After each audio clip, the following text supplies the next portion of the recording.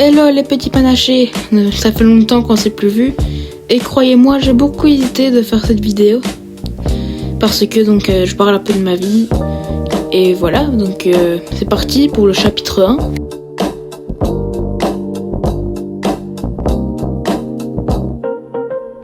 Donc ma vie de petit garçon, comment je pourrais la décrire?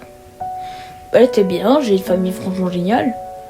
Mais j'ai eu beaucoup d'harcèlement et tout ça dès mon plus jeune âge. Par exemple, ça partait, j'avais un groupe de potes, entre guillemets, on va les appeler l'équipe du Joker, parce qu'ils rigolaient tout le temps. Alors, il y en avait un, donc le chef du groupe, qui était franchement génial, c'était mon meilleur pote.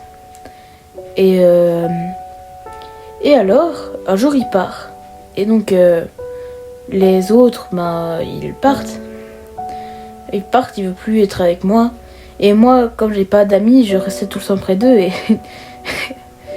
c'est un peu débile, mais à chaque fois j'étais s'il vous plaît, je vous aime bien, est-ce que je peux rester près de vous tout le temps. Et alors pour finir, voilà, c'est... Et alors ils ont inventé un jeu pour rester près de moi. Ça s'appelait Attaquer Théo. Attaquer Théo, les règles du jeu sont très simples. Ça veut dire que on me laissait courir, après on devait courir après moi, me sauter dessus, m'attaquer, etc. Tout ce qui est bienveillant, d'accord? Alors voilà, ça m'a un peu fait mal, mais je sais pas pourquoi, j'arrêtais pas de rester près d'eux. Et voilà, je restais près d'eux, et ils jouaient avec ce jeu-là, et voilà, c'est bizarre, mais voilà. Et alors voilà, il faut savoir aussi que ma maman et mon papa sont séparés. Et donc voilà, je suis désolée si je bug par moment. Alors mon papa rencontre ma belle-mère aujourd'hui. À l'époque de mes souvenirs, elle était sympa avec moi.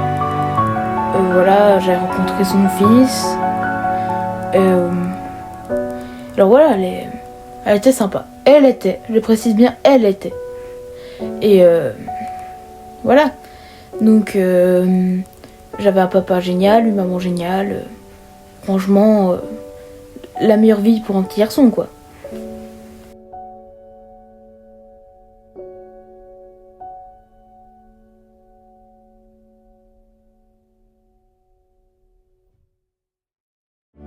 Alors oui, on va passer directement au vif du sujet. Alors oui, je suis bien en dépression. Et je vais vous raconter un peu des causes, pourquoi je suis en dépression, tout ça. Alors j'ai envie de parler déjà d'une chose, ma belle-mère. Ma belle-mère et son fils, que je vais pas donner le nom pour l'anonymat, m'a fait beaucoup de mal, psychologiquement pendant des années. Et donc voilà, au début c'était petit, hein, c'était juste... oui, voilà, j'étais promis ça, mais non, c'est bon. Après, c'est des choses un peu plus graves, Et un jour, j'ai pété une case et j'ai fait c'est bon, je ne veux plus. Et depuis, je veux plus venir. Et alors, voilà, c'est ça qui a fait que je vais voir mon papa un samedi sur deux, ou alors quand ma belle-mère n'est pas là. Parce que je peux plus la voir. Et alors, c'est bien parce que je vais passer mon nouvel an avec lui. Donc ça, je suis super content.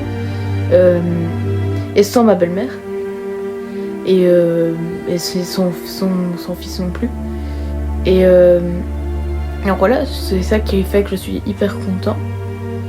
Et alors l'harcèlement que j'ai eu dans mes écoles qui a fait que j'ai beaucoup eu du mal. Et alors il fallait savoir que j'avais aussi mon beau-père, en parlant de côté chez ma maman, qui était très lourd psychologiquement. Tous les jours, il râlait et c'était pas bien pour nous. Et je sais pas si vous voyez. Et alors voilà, c'est un peu... tous les jours, c'était horrible. Donc, il fallait savoir que tous les jours, c'était... Donc les jours d'école et le week-end, c'était tous les jours, tout le temps des charges. Ça veut dire que je devais être... je rentrais de l'école où j'ai eu de l'harcèlement. Après, j'ai le bus où c'est souvent pas vraiment agréable. Et puis j'ai la maison. Et la maison, il y a mon père qui faisait la tête. Et alors c'est tous les jours, donc lundi à vendredi. Samedi quand j'allais chez mon papa, j'avais ma belle-mère qui m'ennuyait et son fils. Alors tous les jours ça, ça fait qu'en fait je me transformais plus en humain. J'étais un ordinateur, un robot, où j'encaissais.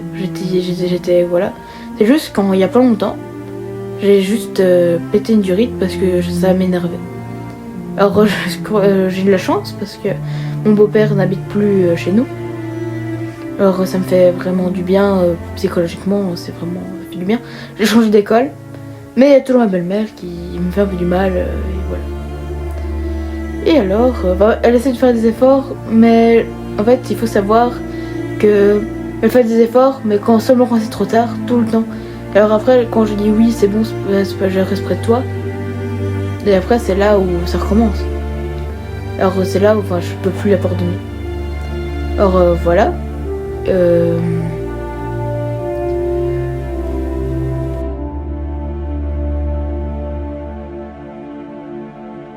Alors, c'est là où j'ai décidé d'aller à l'hôpital.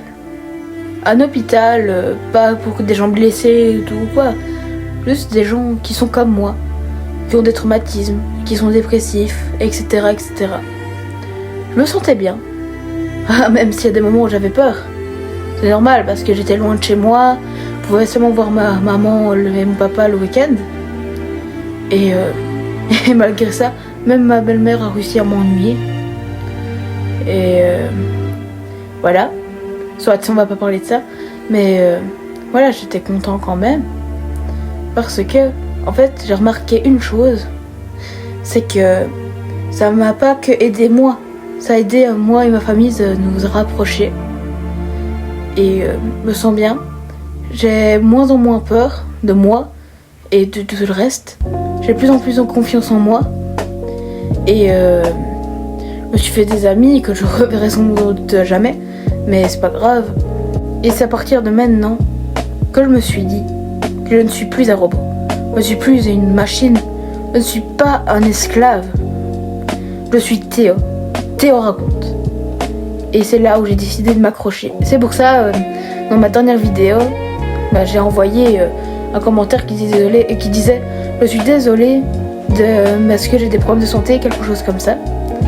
En fait, c'est parce que j'étais à l'hôpital et je venais seulement de rentrer de l'hôpital. Et je remercie aussi tous les gens de l'hôpital qui étaient très sympas avec moi. Voilà, s'ils voient un jour cette vidéo. Voilà. Et je suis contente d'être aujourd'hui moi Théo. Alors voilà. Je tourne sans doute en rond, mais je suis vraiment très reconnaissant.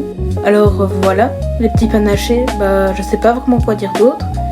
Mais si vous voulez, je pourrais peut-être faire une partie 2 où je parlerai de ma vie un peu plus détaillée. Allez, au revoir les petits panachés. Je vous fais des gros bisous.